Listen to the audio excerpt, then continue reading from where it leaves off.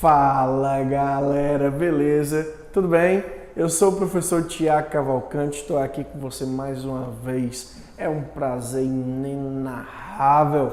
Como diz o professor Michael Vitor, meus queridos, é um prazer, uma satisfação estarmos aqui novamente para trabalhar mais um conteúdozinho interessante que pode de repente vir aí numa provinha de vestibular. O conteúdo da aula de hoje é Revolução Inglesa ou Revoluções Inglesas, já que foi mais de uma revolução acontecendo num período aí de aproximadamente 50 anos. A primeira por volta de 1640, chamada de Revolução Puritana, e a última no finalzinho aí do século, por volta de 1688, chamado de Revolução Gloriosa, beleza? Então, o assunto, o tema da aula de hoje são as chamadas Revoluções Inglesas. E aí, é necessário, se faz urgente, é prioritário que se faça algumas observações interessantes. Meus queridos, nós estamos entrando no processo de crise do chamado Antigo Regime. O que é o Antigo Regime, Tiago? O Antigo Regime é o sistema político-econômico, social e cultural que existiu durante a chamada Idade Moderna. A Idade Moderna é esse período que vai do século XV ao século XVIII, caracterizado politicamente pelo absolutismo, economicamente pelo mercantilismo, por uma sociedade estamental e com forte influência da religião em todos os campos da vida, na política, na sociedade, na cultura. Esse antigo regime ele vai se desestruturar a partir principalmente do século XVIII, mas as raízes do processo se encontram antes.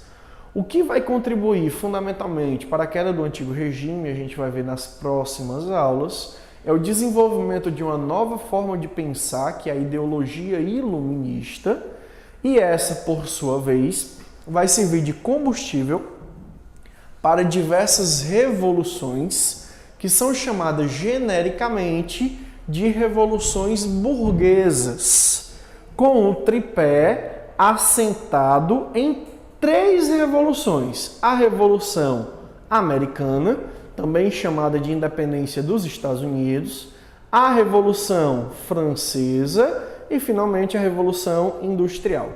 Essas três revoluções elas vão contribuir para o declínio desse modelo chamado Antigo Regime e a construção de uma nova sociedade. Entretanto, antes desse processo, algumas raízes surgiram e uma delas é a Revolução Inglesa.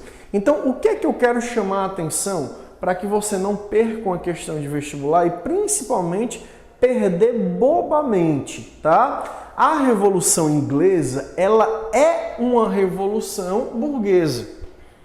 Assim como a francesa, assim como a americana, assim como a industrial. Mas ela não é uma revolução influenciada pelo iluminismo. Deu para entender isso? Vamos de novo? A Revolução Inglesa é uma revolução burguesa, mas não é uma revolução influenciada pelo iluminismo, pelo motivo muito simples, porque ela é antes do iluminismo. O iluminismo é uma filosofia que consolida-se principalmente no século XVIII, enquanto que a Revolução Inglesa é um processo do século XVII. Tá? Então, por conta disso, ela não pode ter sido influenciada pelo iluminismo porque ele não existia. É simples assim. Tá? E é um indicador. Este movimento é um indicador. É um indicador do que, Tiago? Da ruína desse chamado Antigo Regime. Ok? Tiago, se não foi o iluminismo, as ideias que contribuíram para a eclosão desse movimento, qual foi o principal elemento incentivador? A questão da religião. Tá certo? Ou seja, o que vai desencadear o processo é a religião. Principalmente a religião ligada a um grupo de pessoas chamadas de puritanos. A abertura da Revolução Inglesa vai ser desencadeada por conta da discordância dos puritanos com algumas atitudes do governo inglês, mais especificamente da monarquia inglesa. Então a religião foi o fator que desencadeou esse processo e que acabou tendo como consequência a limitação do poder real. É por isso que a Revolução Inglesa é um indicador do fim do antigo regime, porque vai quebrar uma das instituições mais claras do antigo regime, que é a monarquia de caráter absolutista. Se você entender isso, entendeu metade do que precisa entender, o resto é só o processo natural da revolução. Belezinha? Então vamos lá, repetindo e recapitulando. Primeiro, a Revolução Inglesa é uma revolução burguesa? Exatamente, é sim. A Revolução Inglesa, ela foi influenciada pelo Iluminismo? Isso, ela não foi influenciada pelo Iluminismo, tá? Ela é anterior ao Iluminismo. E ela contribuiu para o fim do Antigo Regime? Sim, ela é um indicador do fim do Antigo Regime. Ao final dessa revolução, qual conclusão vai ter? A limitação do poder do rei. Beleza? Dito isso, vamos aqui para a Revolução Inglesa. Para nós entendermos essa revolução, a gente tem que entender a Inglaterra um pouco antes dela. A Inglaterra foi governada pela dinastia Tudor. Tá? Os reis Tudor mais importantes são Henrique VIII, aquele da Reforma Anglicana, que a gente falou numa outra aula. Tá? E as suas filhas, Maria, filha dele com a primeira esposa, e Elizabeth, filha dele com a segunda esposa, tá? Quando Henrique morreu, ele até deixou um herdeiro homem para sucedê-lo ao trono, que foi um dos motivos alegados por ele para fazer a reforma protestante. Mas o menino viveu pouco tempo. E aí o poder passou para a mão de Maria, a irmã mais velha. Maria teve um governo curto e muito conturbado. Durante o governo de Maria, houve a perseguição a alguns grupos dentro do país, principalmente os puritanos. Muitos puritanos perseguidos por Maria fugiram da Inglaterra e foram em direção à nova terra, à nova vida, né, do outro lado do Atlântico. É aí que vai começar a colonização dos Estados Unidos. Esses fugitivos religiosos chamados puritanos, que vão atravessar o Atlântico, fugir das perseguições religiosas da Inglaterra, das perseguições do governo da Maria Stuart, e vão buscar lá uma nova vida nos Estados Unidos. Não é à toa que esta mulher, ela ficou conhecida por um apelido um tanto quanto indigesto. Ela passou a ser conhecida na história como Blood Mary. Blood Mary. Maria a Sanguinária. Maria a Sanguinolenta. A que perseguia os puritanos. Virou uma espécie de assombração, tá? Para os puritanos, tá bom? Maria também vai ter um reinado curto. E quando ela sai do poder, o poder cai de paraquedas no colo da sua meia-irmã, Elizabeth. Então, Elizabeth se torna rainha da Inglaterra. Lembrando, pelo amor de Deus, essa Elizabeth é a Elizabeth I, tá? Não é a Elizabeth II.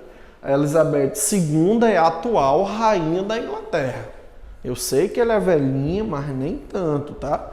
Estamos falando de muitos séculos atrás, tá bom? Então é Elizabeth I. Elizabeth, mulher habilidosa, inteligente, vai conseguir superar esse momento de discórdia que a sua antecessora viveu perseguindo os puritanos e vai transferir essa questão para o plano externo. Em vez de inglês lutando contra inglês, vamos lutar contra os espanhóis. Um dos grandes inimigos de Elizabeth II foi o rei da Espanha, Filipe II. Perdão, de Elizabeth I. Foi o rei da Espanha, Filipe II.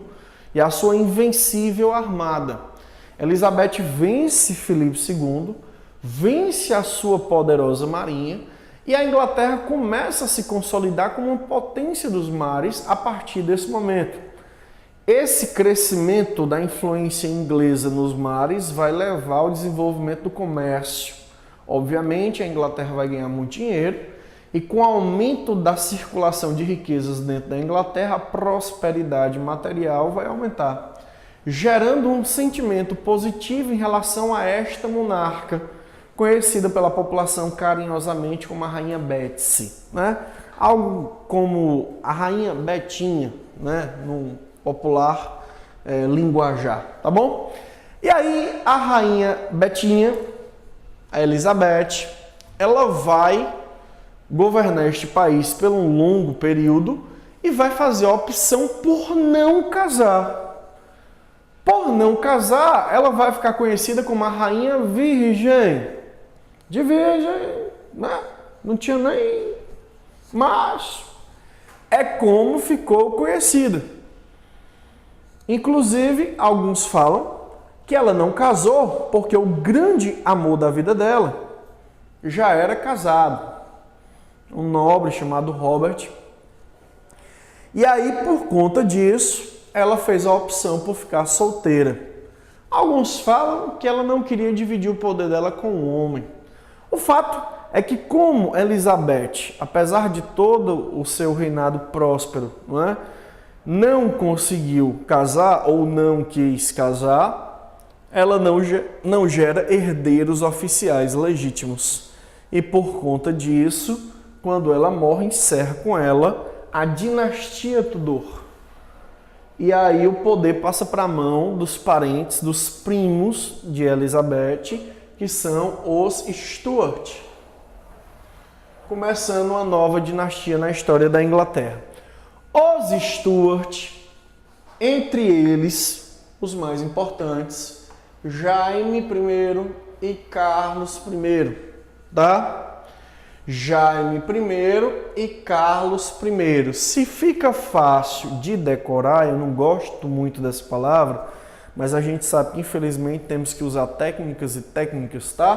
Para decorar a sequência dos reis ingleses na Revolução, tá? Jaime I, Carlos I, Carlos II e Jaime II, tá? Aí você bota, ó, JC, só se lembrar de Jesus Cristo.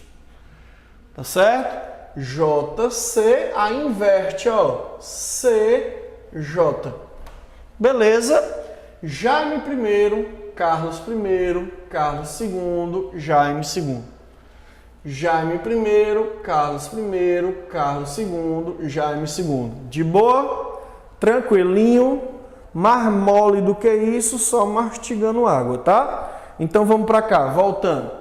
Durante o governo dos Stuart, beleza? Os Stuart tentaram impor um absolutismo maior do que nos períodos anteriores.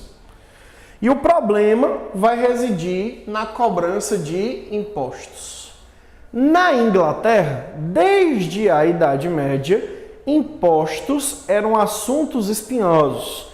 E toda vida que o imposto novo era criado, extinto, ampliado ou reduzido, sempre existia uma discussão no parlamento.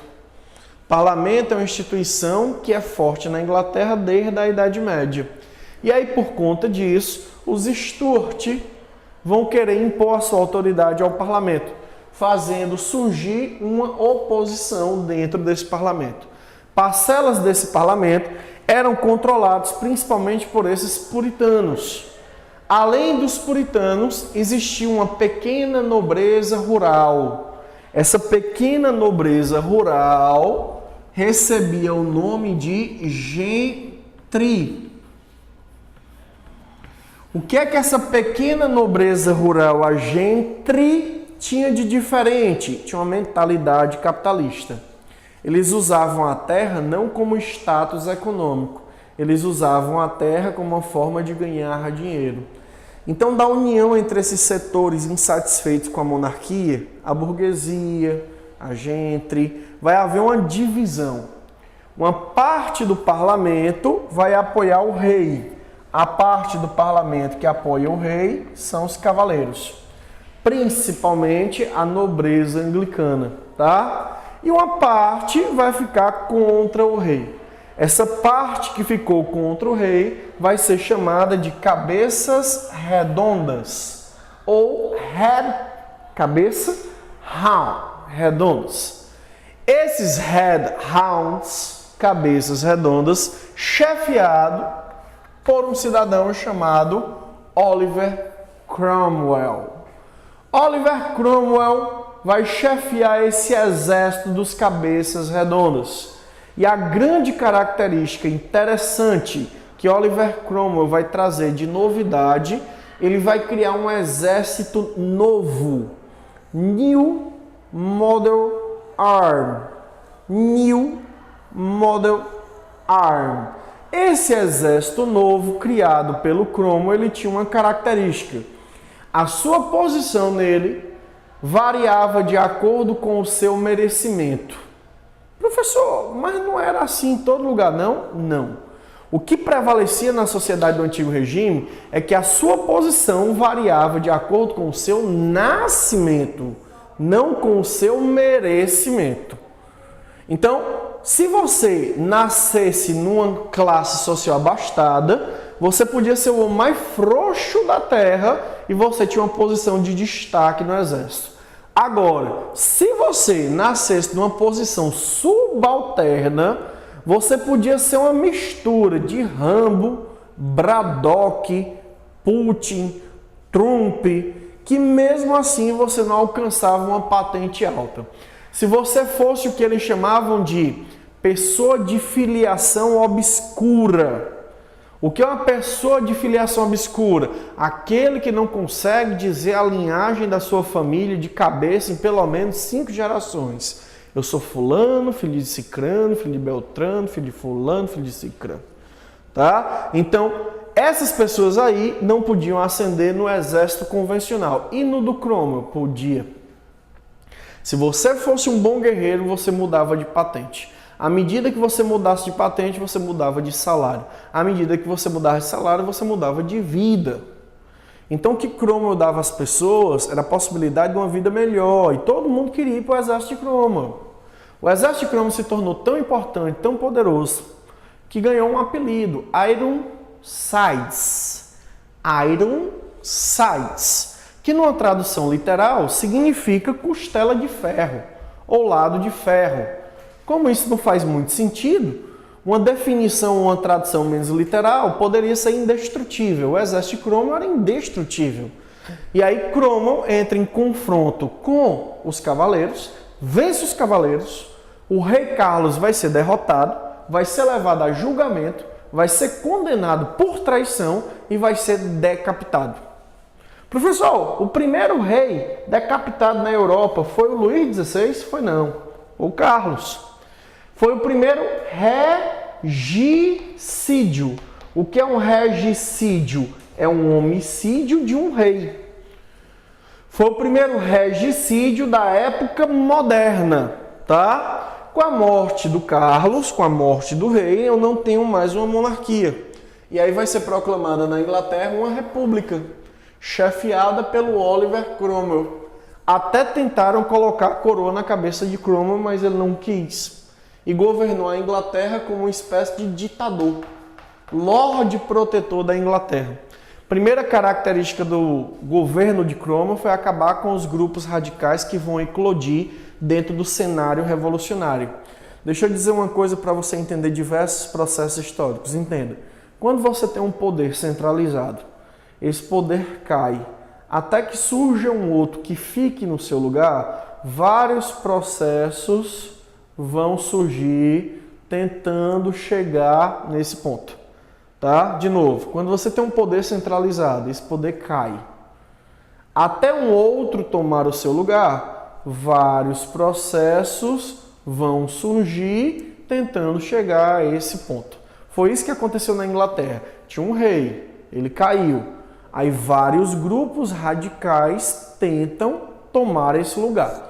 Um desses grupos são os chamados escavadores, em inglês, diggers, que defendiam uma sociedade igualitária, defendiam uma sociedade com reforma agrária. Outros são os chamados niveladores, levelers, que defendia algo parecido. Quando Cromwell chega ao poder, o que é que o Cromwell vai fazer com esses grupos radicais? Elimina todos através de uma repressão brutal e violenta. Uma vez que ele controlou o país, ele vai desenvolver a economia. Cromwell era um representante das alas burguesas do parlamento. Apesar de pertencer à gentry, ele era muito ligado à burguesia. Então o governo de Cromwell foi marcado pelo desenvolvimento da economia, principalmente com a criação dos chamados atos de navegação. Esses atos de navegação vão dar à Inglaterra um poder sobre os mares. O ato de navegação dizia que só pode aportar na Inglaterra, só pode parar nos portos ingleses navios que fossem de bandeira inglesa ou que fossem de países aliados. O efeito claro disso é tornar a Inglaterra uma grande potência naval. Professor, e o que isso tem de mais? Bom, vamos lá. Nessa época existia avião? Não. Nessa época existia trem? Não. Qual era o grande meio de transporte de pessoas e mercadorias? Exatamente, navios. Então, quem dominasse o mar, dominaria o comércio. E quem dominasse o comércio, dominava o mundo. A Inglaterra dominou o mar, dominou o comércio e dominou o mundo, começando a construir a sua hegemonia e construir a ideia de ser rainha dos 7 mares. É exatamente nesse momento que ela vai começar a se tornar uma potência. Professor, se foi tão poderoso assim esse período do Cromwell, por que terminou? Terminou com a morte dele. Sociedade inglesa é uma sociedade extremamente tradicional e convencional. Até hoje o povo é muito apegado à ideia da monarquia. Quando Cromwell morreu, um homem que foi tão poderoso e conseguiu derrubar a monarquia na Inglaterra, foi o único momento onde a Inglaterra não foi uma monarquia, o filho dele, Ricardo, não consegue manter-se no poder. E vai haver a restauração. Com a restauração, voltam os antigos reis, Carlos II e Jaime II. Durante o governo desses 2 reis, novamente vai haver uma tentativa de implantar o absolutismo. Só que os ingleses não estavam interessados em começar uma nova guerra contra um novo rei, longa, cara e desgastante. E aí foram por um caminho alternativo. Jaime II possuía uma filha casada com um nobre holandês chamado Guilherme de Orange. Os setores interessados na queda da monarquia se aproximaram do Guilherme e patrocinaram ele para que ele tomasse o trono do sogro. Pensa numa família legal, não é não? Então Guilherme de Orange, patrocinado pelos inimigos de Jaime, invade a Inglaterra com as suas tropas. Jaime, sabendo da aproximação do genro, abdica da coroa sem oferecer resistência. Guilherme de Orange toma o poder sem o derramamento de sangue. O fato desse processo ter acontecido sem que o sangue tenha sido derramado entrou para a história com o nome de Revolução Gloriosa. Gloriosa porque não houve derramamento de sangue, não houve grandes ações violentas. E o novo rei, Guilherme de Orange, vai assinar com o parlamento inglês, que o financiou, um documento chamado Bill of Rights. Bill of Rights, ou Declaração de Direitos, abrindo voluntariamente mão do seu poder absolutista em nome da estabilidade da ordem. Nascendo a maneira clássica de parlamentarismo que existe até hoje, resumida pela frase que está aqui no final da aula: o rei reina, mas não governa. Ou seja, quem é a autoridade no país? O rei. Mas quem é o governo no país? O primeiro-ministro. Tá certo? Deu para entender aí os elementos mais importantes da Revolução Inglesa? Espero que tenha ficado claro na cabeça. Dê uma lida no material, acompanhe aí as nossas videoaulas. Espero que você tenha gostado. Fique com Deus, um grande beijo e até a próxima, se Deus quiser. Tchau, tchau.